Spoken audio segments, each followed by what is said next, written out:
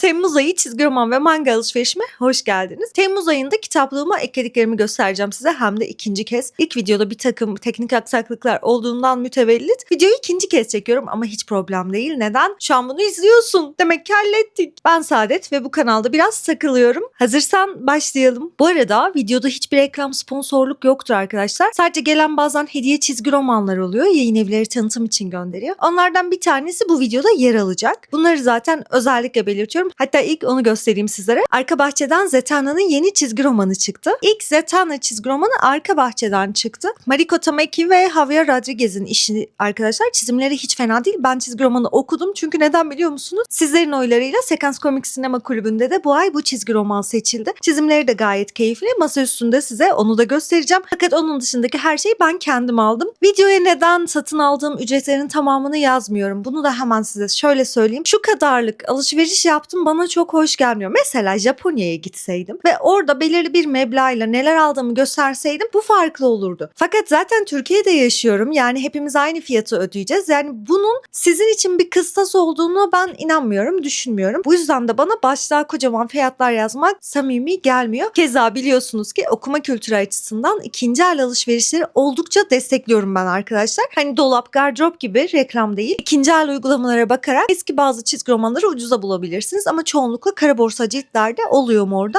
Oluyor. Bu arada mangalarda çizgi roman demektir. Sadece Japonlar manga diye bastırdıkları için manga kalmıştır. Ve bunların tamamına çizgi roman deniyor. Bazen bunu hani manga olarak belirtmeden de söyleyebiliyorum. Orada bir alınmaca, gücenmece, ayrılmaca olmasın. Tamam ben kamerayı masanın üstüne çeviriyorum. Bakalım neler aldık. Öncelikle arkadaşlar doğum günüm vesilesiyle Peri'nin bana doğum günüm için imzaladığı ve getirdiği ciltlere bakalım. Gachiakuta serisinin 8 cildi. Bu arada Peren Ercan aynı zamanda hani kankamdır diye söylemiyorum. Berserk gibi popüler işlerin, Gachiakuta gibi popüler işlerinde çevirmenliğini yapmıştır. Şöyle hepsinde çok tatlı imzası var. Yani ben koleksiyonu yatırım olarak ileride bir gün satarım. Hatta şunu okumuyorum, beğenmedim, satayım gibi bir şeye hiç girmedim arkadaşlar. Koleksiyonu yatırım olarak değil, aksine çok kişisel bir şey olarak hani tamamen beni yansıtan bir kitaplıkmışçasına yorumladığım için ki genelde de zaten bu şekilde olmalıdır. Bu tarz imzalı ciltlerin olması da yani benim koleksiyonum için çok değerli. Tamam burada bir arkadaş olmanın vermiş olduğu ayrımcılığı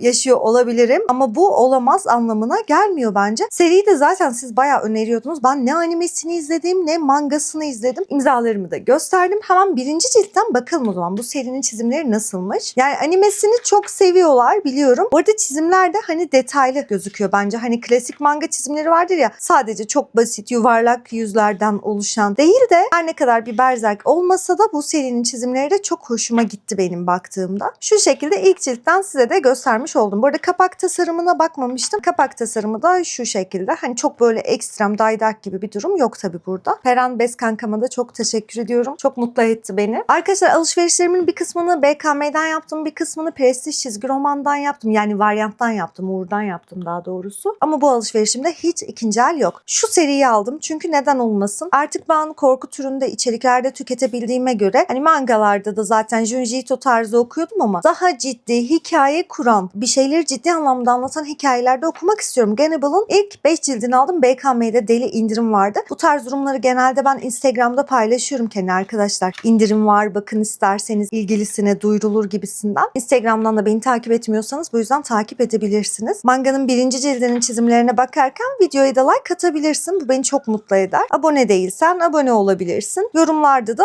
bu ayki alışverişinden sen de bahsedebilirsin ya da alışveriş listene eklediklerinden. Çizimleri bayağı gerçekçi, bayağı iyi. Lovecraft'ın yakın zamanda bir manga uyarlaması yapılmıştı. Kultunun Çağrısı. Onun çizimleri gibi. Gayet güzel. Yani çizgi roman çizimleri gibi aslında. Çünkü çizgi romanlarda biraz daha derinlikli oluyor. Evet mangalarda da daha derinlikli çizimler var. Ancak çok nadir bulunuyor. Mesela Berserk gibi, bu tarz seriler gibi. Ama yine de var. Yok diyemeyiz. Güzel. Hiçbir şey reklam değil bunlar arkadaşlar. Kendim aldım. Yani gerçekten güzel. Hani burada daha farklı gözüküyor. Şurada daha farklı gözüküyor. Hatta kıyaslamanız için şöyle yan yana da siz de renklere bakın. Bariz olarak sarı renkten anlayabilirsiniz. Hani ışık yansıması falan diyorsanız da şöyle koyayım hatta. Neyin üzerine basıldığıyla alakalı bir durum ve bence ikisi de muazzam. Serinin ismi yazdığı için o kadar etkilemedi ama şöyle bakınca tabii ki de bir etki bırakıyor. Kulaklara da güzel baskı yapmışlar bu arada. Fena değil, boş bırakmamışlar. Genelde mangakaların notları olur ya da böyle çizimler. Son cildin arkasını da merak ettim. Evet, gerçekten fark ediyor. Beyblade'in bende bazı ciltleri vardı. Sağ olsun komik şeyler göndermişti. Ben de devamını aldım arkadaşlar. Küçükken ben bir Beyblade canavarıydım. Yani bir sürü Beyblade'im vardı. Oynamaya da bayılırdım. Size ama birinci ciltten göstereceğim. Boyuta bakar mısınız? Benim elimden bile küçük. O kadar tatlı ki. Kendime bir Beyblade alayım dedim ama arkadaşlar Beyblade fiyatları uçmuş. Hani bu kadar pahalı değildi eskiden. Yani herkes alabiliyordu. Hepimizin vardı. Ya şu karakterleri tekrar görmek bile insanı mutlu ediyor. Spy Family'nin 13. ve 14. ciltleri çıktı. Onları da ekledim kitaplığıma. İç kısımlarını göstermeyeyim, tadınız kaçmasın. Kesin spoilerdır yani 13-14. cilt artık. Hatta mangalarda öyle yapıyorlar ki bu ciltlerin arka kapaklarına mesela sürekli şey yazıyorlar, spoiler yazıyorlar. Hani Japonlar sürece daha çok önem veriyor, farkındayım ama yine de yazmasalar daha iyi olabilir mi? One Piece izlemeye başladık. Eşimle izlediğimiz için birazcık aksıyor bölümler. Koleksiyonuma One Piece'in 1. cildini de eklemiş oldum. Baskısı güzel. Hani böyle çok ekstrem bir şey yok arkadaşlar. Çizimleri fena değil. Gayet hoşuma gidiyor benim One Piece'in çizimleri. Mangasının 1. cildi de koleksiyonumda olsun istedim. Belki bir gün Eiichiro Oda'ya imzalatırız yani, neden olmasın. Çok yakın bir arkadaşım İrem bana çizgi romanlar vesaire bir sürü bir şey almış. Buradan ona tekrar teşekkür ederim ve Mahmut Asrar çizimli bir X-Men çizgi romanının 2. cildini bulmuş. Ankara'da bulmuş bu çizgi romanı da bana söz verdi. Beraber de gideceğiz oraya. Şöyle cilt 2'den size göstermek istiyorum. Ana dil baskı olduğu için arkadaşlar orijinal çizgi roman olarak anılıyor bunlar. Fakat ben yine de Türkçe okuma yanlısıyım. Ama yani tabii ki de elimde şöyle bir şey varken insan okumaz mı, bakmaz mı? Tabii ki de bakar ama kim bilir bunun 1. cildini ben ne zaman, nerede bulacağım? Yani çok zor. Ama yine de koleksiyonumda olduğu için çok mutluyum. Üstelik arkadaşım hediye etmiş. Daha değerli oldu benim için. Mariko Tamaki ve Javier Rodriguez. Javier, evet şöyle okunuyor. Javier diye okunuyor. Yapacak bir şey yok. Arka bahçe kuşa basmış. Yani kuşa baskı destekçisiyim ben. Kuşa baskı destekçisiyim de neyse. Yani kuşa basılması daha iyi bence arkadaşlar çizgi romanların. Çünkü biz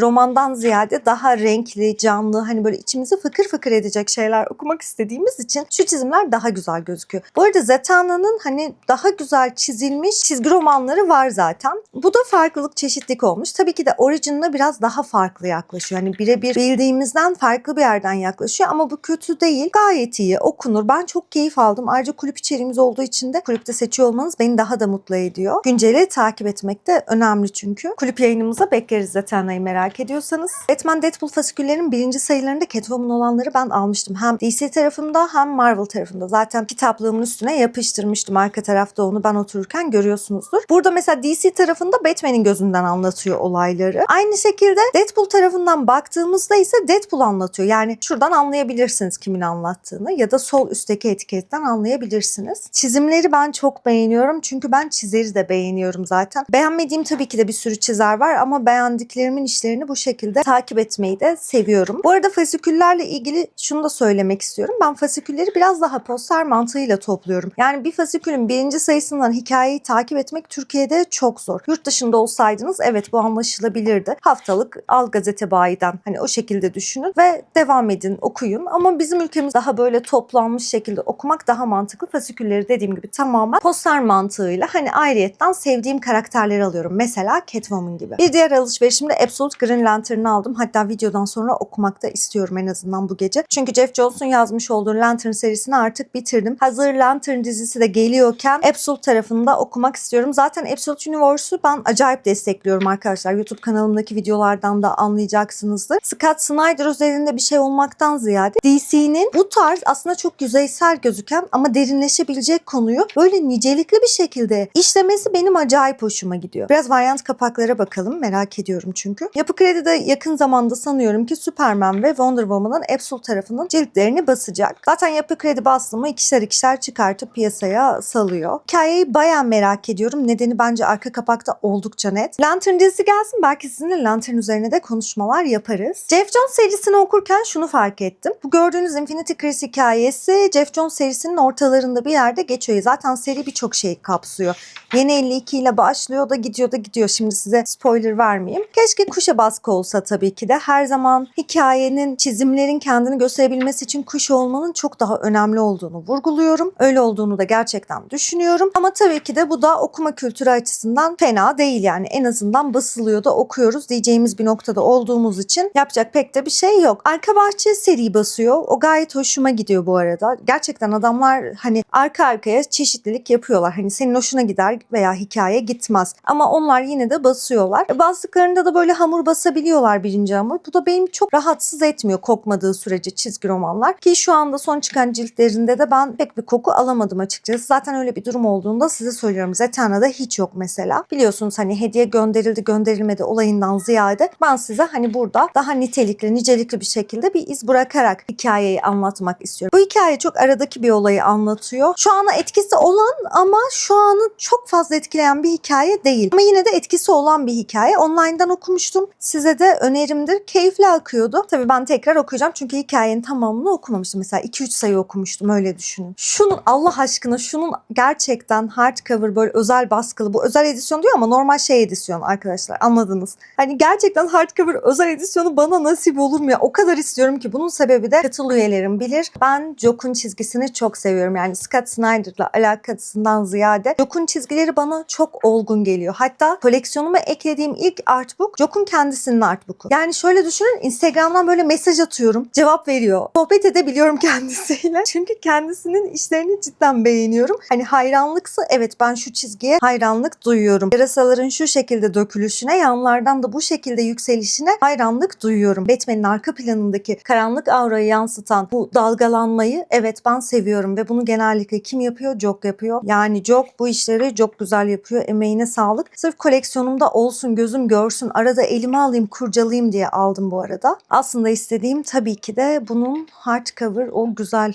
baskısı. Size de şöyle göstermiş oldum. Yani ben sabaha kadar size şurayı analiz edebilirim. Mesela örnek veriyorum. Jock rastgele şöyle yağmur damlaları yapmıştır. Sallıyorum, tamamen uyduruyorum, hikaye anlatıyorum. Farz edelim rastgele yapmıştır değil mi? Ben size buradan milyon tane anlam çıkartabilirim. Mesela şurada neden 2-3 tane noktanın olduğuyla alakalı milyon tane şey anlatabilirim. Acayip olgun bir çizgisi var Jock'un ve bu olgun çizgi karakter simalarına da yansıyor. Bence sevdiğimi şu an çok net bir şekilde anladınız. Gelelim varyanttan aldıklarıma. Hemen hemen herkeste olan bu çizgi romanı aldım. Ben Wolverine severim. Wolverine hikayesi gördüm alırım okurum. Şöyle vurukları var tabii ki de. 500 diyordu. Ben dedim ki 400'e alırım bence dedim. 400'e de verdiler. Öyle bir fiyata aldım. Yani ikinci el alışverişlerde benim maksadım hikayeyi alayım, okuyayım, bileyim. Zaten böyle ekstra hoşuma giden detayları ya da bu bilinmiyordur ya acaba olabilir mi dediğim şeyleri ya da tamamen eğlenmek için bazı şeyleri Reels olarak yapıyorum zaten. Kanala abone değilseniz abone de olabilirsiniz. Bu arada çizimler acayip hoşuma gitti.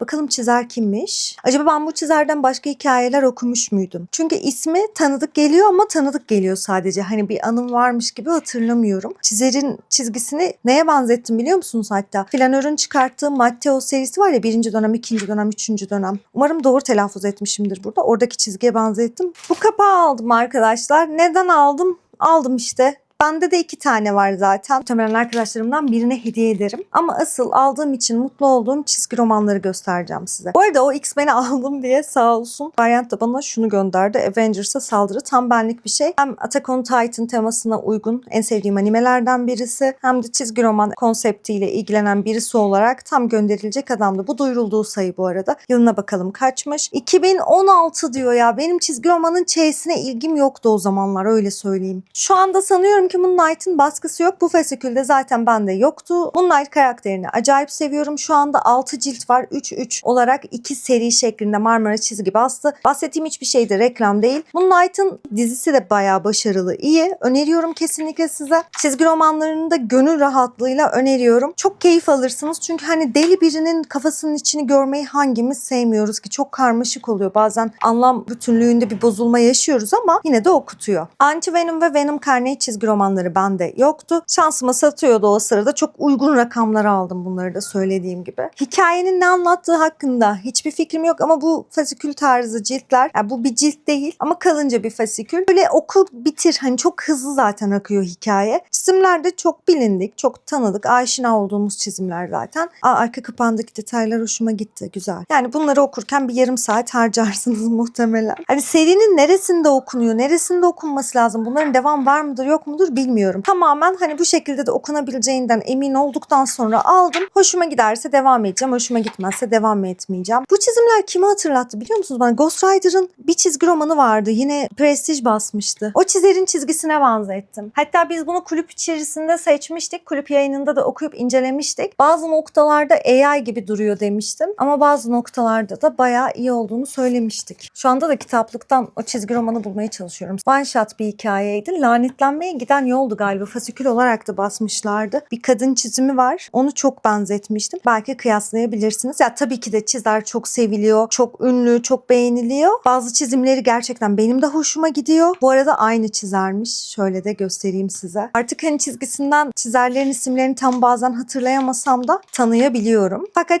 her çizgisi bana hitap etmiyor pek. Kötü değil, hoşuma gidiyor. Mesela animasyonlaştırılsa muhtemelen ekrana kilitlenip izlerim. Herkes her çizeri de her çizimde beğenmek zorunda değil tabii ki de. Saygı duymak önemli. Yine de kötü olduğunu düşünmüyorum. Abone olarak beni destekleyebilirsiniz. Videoyu beğenip yorum da yapabilirsiniz. İzlediğiniz için teşekkür ediyorum. Kendinize iyi bakma cesaretini asla kaybetmeyin.